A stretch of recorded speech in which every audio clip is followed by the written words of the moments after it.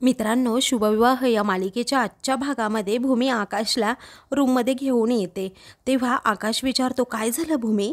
त्यावरती भूमी म्हणते, आकाश मला नाही वाटत ही आग अशी नॅचरली लागली आहे, यामध्ये कुणीतरी मुद्दामच आग लावल्याचं मला समजतंय। अरे आत्ताच आपल्या कंपनीचे एवढे पैसे चोरीला गेले आणि आत्ता आग लागली, हे कुणाचं तरी षडयंत्र दिसतंय असं मला वाटतंय। त्यावरती आकाश म्हणतो, हो माझं मन मला हेच सांगते, कारण वॉचमन सुद्धा बेशुद्ध पडला होता आपला। पण भूमी मला हेच कळत नाही, हे जे कुणी करतंय हे का आणि कशासाठी करतंय। त्यावरती भूमी म्हणते, हे बघ आकाश, आपण या सगळ्याच्या खोलामध्ये जाऊच, पण त्या अगोदर ना गायकवाड सरांना आपण हे सगळं सांगितलं पाहिजे।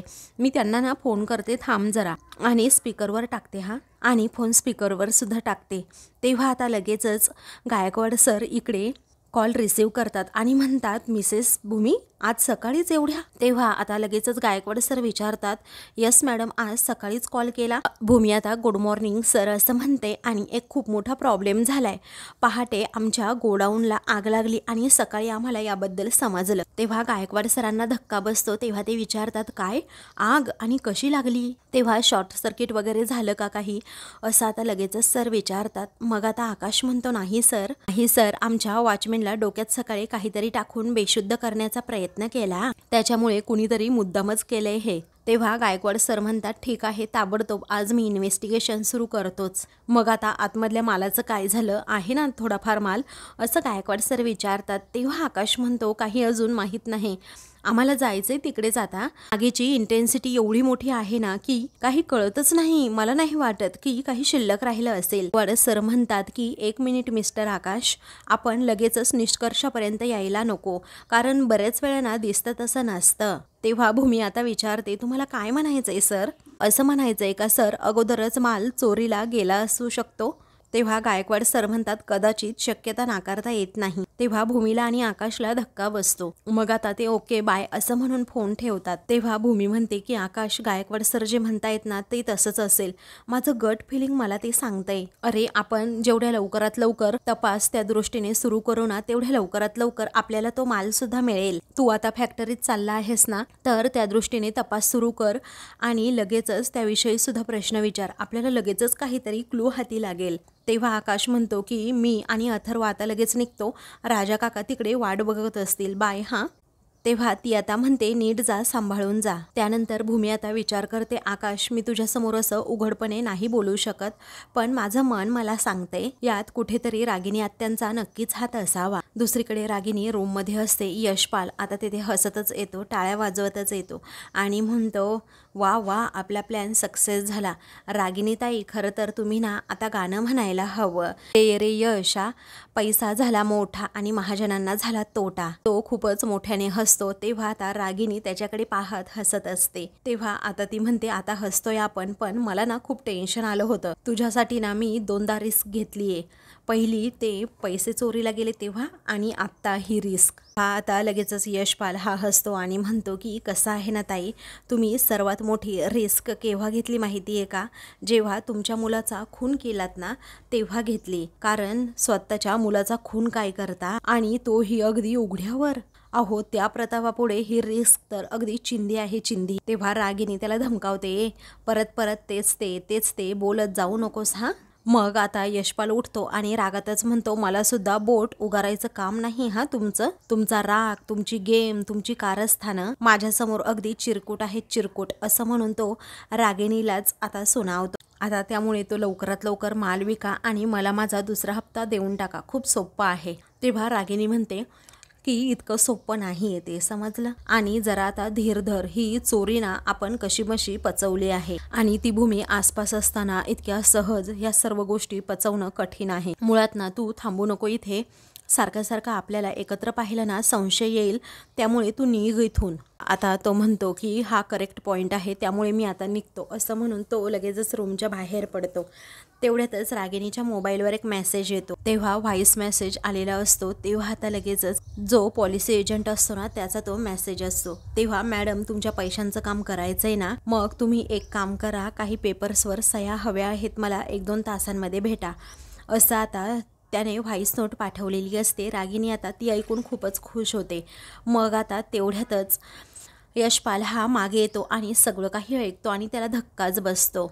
तेव्हा तो मनातच विचार करतो, यांचं आणखी कोणतं पैशाचं काम आहे जे मला माहीत नाही आहे. म्हणजे या माझ्याशी डबल गेम खेळतायत, नक्की काय भानगड आहे ना, आता हे मला बघायलाच हवं, यांचा पाठलाग करायलाच हवा असं यशपालला आता वाटत असतं. त्यामुळे तो लगेचच तिथून जातो.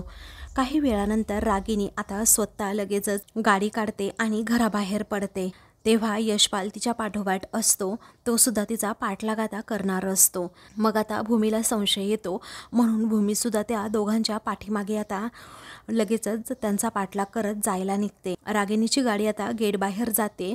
त्याच वेळी आता यशपालला एक रिक्षा भेटते, त्यामुळे तो रिक्षात बसून आता लगेचच आत्याच्या दिशेने जाऊ लागतो. भूमी ही गेट बाहेर येते आणि मनातच विचार करू लागते की नक्कीच काहीतरी गडबड दिसतीये, कारण आत्या ऑफिसला चालल्या असत्या तर यशपालने त्यांचा पाठलाग केला नसता आणि हा त्यांचा पाठलाग का करतोय मला समजायलाच हवं असं म्हणून ती सुद्धा एक रिक्षा थांबवते आणि यशपालच्या रिक्षाच्या पाठीमागे रिक्षा घ्यायला सांगते. त्यानंतर आता एका ठिकाणी जेव्हा रागिनी गाडी थांबवते तेव्हा गाडीतून ती खाली उतरते.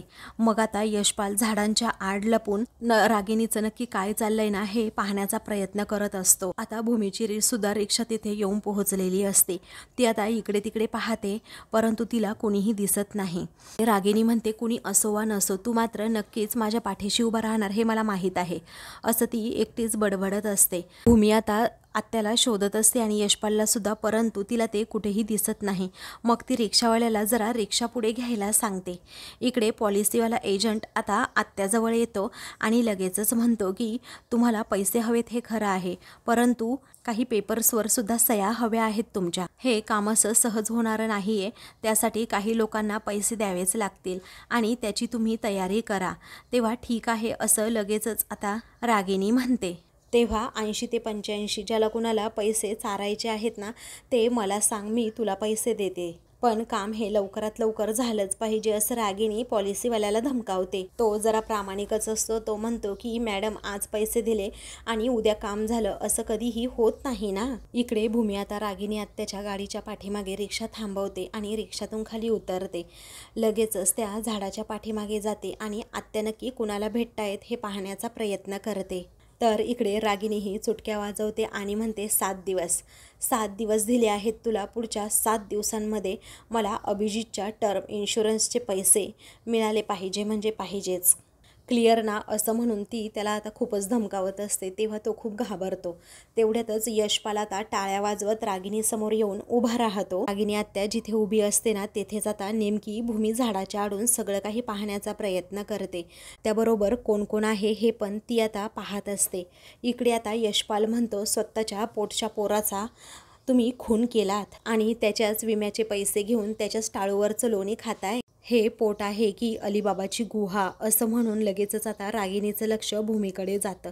तिला समजतं की इथे भूमी आहे, त्यामुळे ती आता रागातच भूमीकडे पाहते. नातच विचार करत आता ती लगेचच म्हणू लागते की आली ही अवदसा आली, दरिद्री माणसामागे कशी अवदसा लागते ना तशी ही अवदसा सारखी सारखी माझ्या पाठीमागे येते. तेव्हा आता यशपाल काही बोलणार असतो तर आता लगेचच ती इशारा करते की तिकडे बघ कोण आहे, भूमी आहे भूमी. त्यानंतर ती त्यांना इशारा करते आणि लगेचच खाली बसायला सांगते. ते दोघेही आता खूपच घाबरतात आणि गाडीच्या तेथे लपतात आणि वाकूनच तेथून निघून जातात. आता तेथे एक छोटं असं मंदिर असतं. लगेचच देवासमोर हात जोडत ती म्हणते की माझ्या कंपनीच्या आणि माझ्या आकाशच्या घराच्या बाबतीत जे काही होतंय ना ते आता सहन होत नाहीये, कारण माझ्या आकाशला या गोष्टीचा खूप, भूमी झाडाच्या आडून सगळं काही पाहत असते आणि हे रागिनीला माहीत असतं आणि म्हणूनच ती नाटकं करू लागते. त्यानंतर देवा तुझी आणि माझी तशी काही ओळख नाही, परंतु स्टाफमधलं कोणीतरी सांगितलं की तुझं हे देवस्थान आहे ना हे जागृत देवस्थान आहे म्हणून, आणि म्हणूनच तुझं दर्शन घ्यायला आले बाबा. आज आमच्या महाजन गारमेंटला आग लागली तरीही सुद्धा मी अगदी तातडीने इथे आले. परमेश्वरा काहीही कर, साकडं घालते तुला, पण बाबा आमच्या कंपनीवर आलेलं, आमच्या कुटुंबावर आलेलं तू संकट आता परतवून लाव. असं म्हणून रागिनी आता लगेचच गाडीत बसते आणि सीट बेल्ट लावता लावता आरशामध्ये पाहत असते. मग आता तिला तिथे झाडाच्या आड लपलेली भूमी दिसते.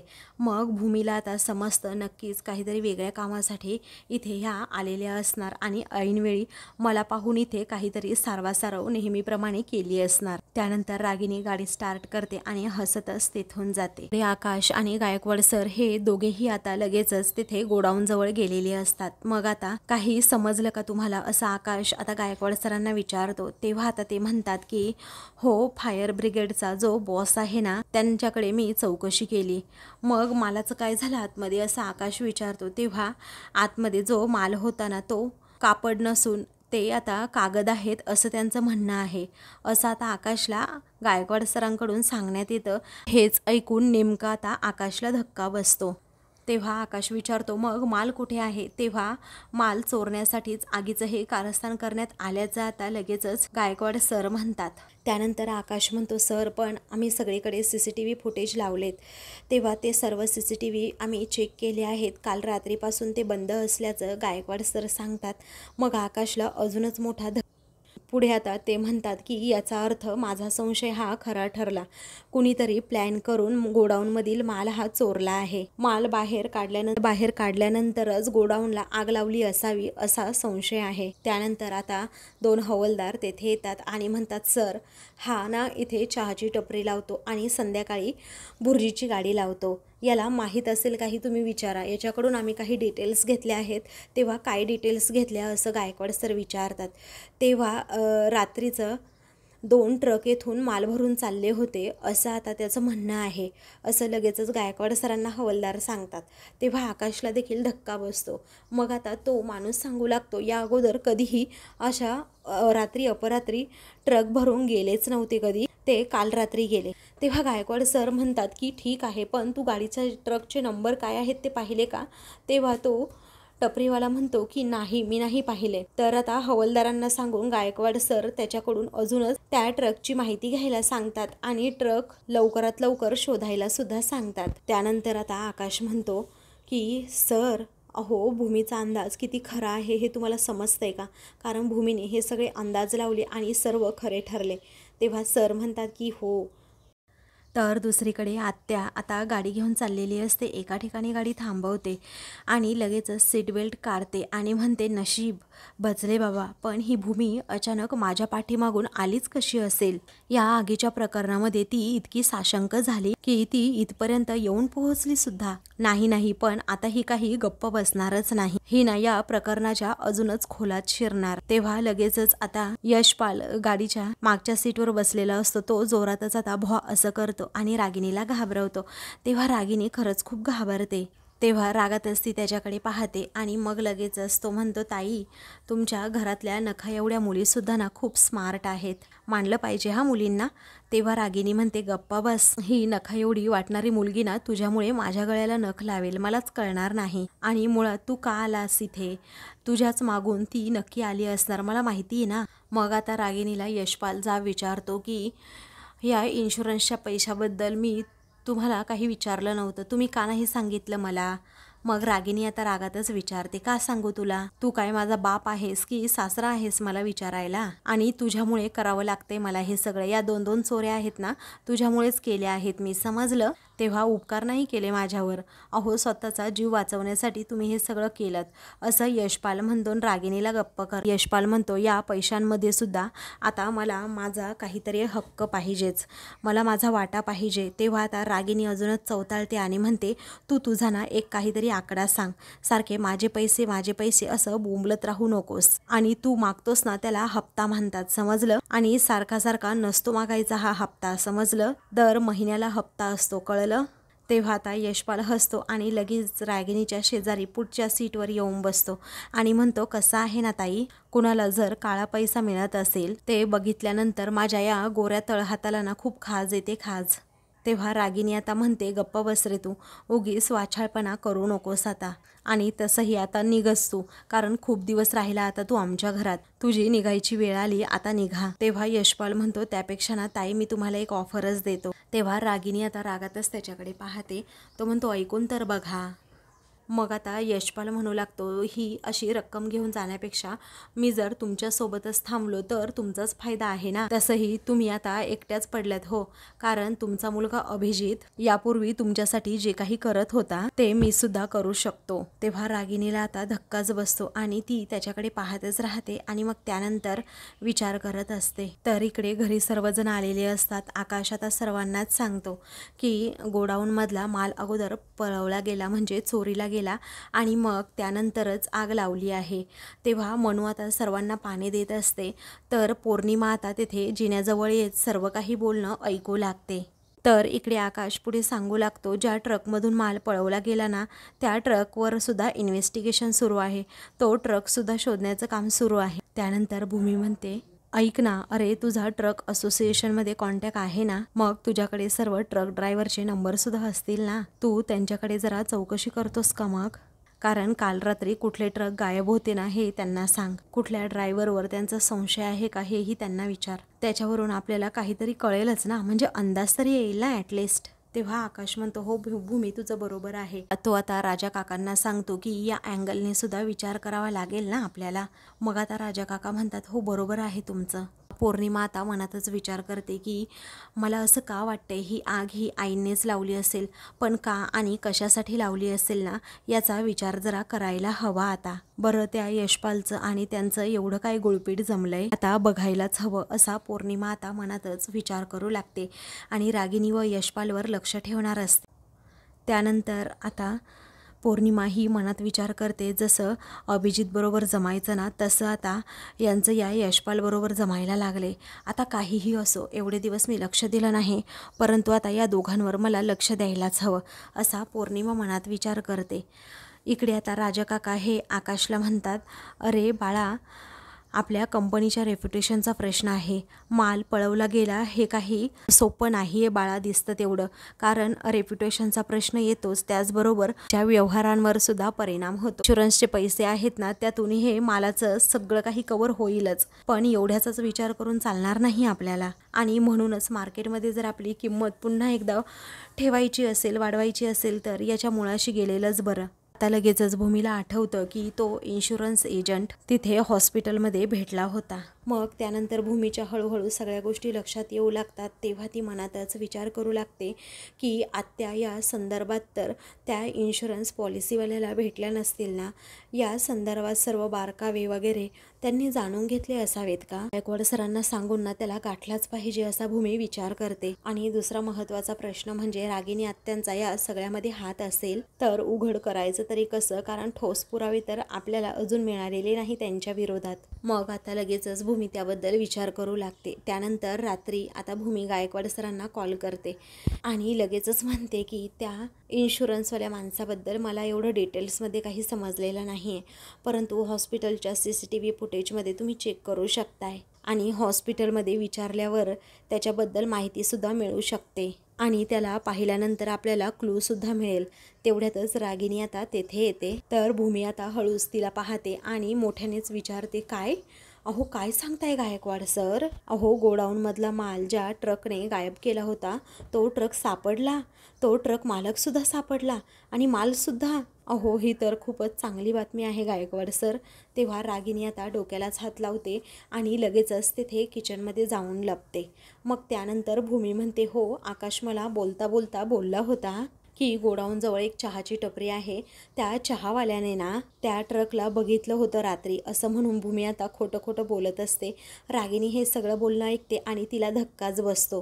तेव्हा पुढे आता ती म्हणते, ट्रकला पकडणं खूप सोपं होईल ना आता. इकडे रागिनी सगळं बोलणं ऐकून डोक्याला हात लावते आणि म्हणते, यांना काळजी घ्यायला सांगितली होती तरीही आपल्या माणसांनी माती खाल्ली म्हणजे खाल्लीच. त्यानंतर आता भूमी मोठ्यानेच म्हणू लागते, गायकवाड सर अजून एक ऐका, आकाशने चारही बाजूने ना अगदी कोंडीच करून टाकली आहे त्यांची. त्याने चोर बाजार आणि कपडा मार्केटमध्ये बातमी पसरवली आहे की महाजन गारमेंटचा माल हा चोरीला गेलाय, असं म्हणून ती हळूच आत्याकडे पाहते.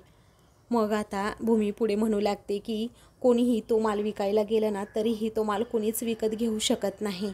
पुढे आता भूमी म्हणते, आणि सर ऐका ना, पुढे तो माल ना जास्त दिवस ठेवता सुद्धा येणार नाही, कारण तो मालच जर विकत नाही घेतला तर काय फायदा ना त्याचा. अहो, तो माल ना लगेच विकावा लागणार आहे, कारण जास्त दिवस ठेवला ना तो खराब होऊन जाईल आणि फॅशन सुद्धा आउटडेटेड होऊन जाईल, त्यामुळे कुणीच विकत घेणार नाही. आणि हा माल ना उद्याच्या उद्या सुद्धा मुंबईला न्यावा लागेल, पण हे या लोकांना कळणार सुद्धा नाही. बरं ठीक आहे गायकवाड सर, तुम्हाला काही अपडेट मिळाल्या तर मला लगेचच कळवा. आता ठेवते फोन, असं म्हणून ती आता फोन ठेवते. तर आता भूमीने बरोबर काडी टाकलेली असते, कारण रागिनी आत्याने हे सगळं ऐकावं ना म्हणून, आणि खरंच रागिनीने हे सगळं ऐकलेलं असतं आणि ती डोक्यालाच हात लावून बसलेली असते. त्यानंतर भूमी आता मनातच म्हणते, आत्या तुम्ही हे सगळं ऐकलंय मला माहीत आहे, आणि म्हणूनच मी हे सगळं काही बोलत होते. खरंच जर तुम्ही हा माल चोरला असेल ना, तर हा माल मुंबईला नेण्यासाठी तुम्ही जकात नाक्यावर पोहोचाल आणि लगेचच पकडल्या सुद्धा जाल. तर आता मित्रांनो, पुढील भागामध्ये भूमी आणि आकाश हे दोघेही घरी येतात. आजी विचारतात, काही कळलं का, कोणी केली होती चोरी? तेव्हा भूमी म्हणते, हो कळलं ना, कारण चोर हा आपल्या घरचाच आहे. तेव्हा यशपाल आता खूप घाबरतो आणि ताडकन उठून उभा राहतो.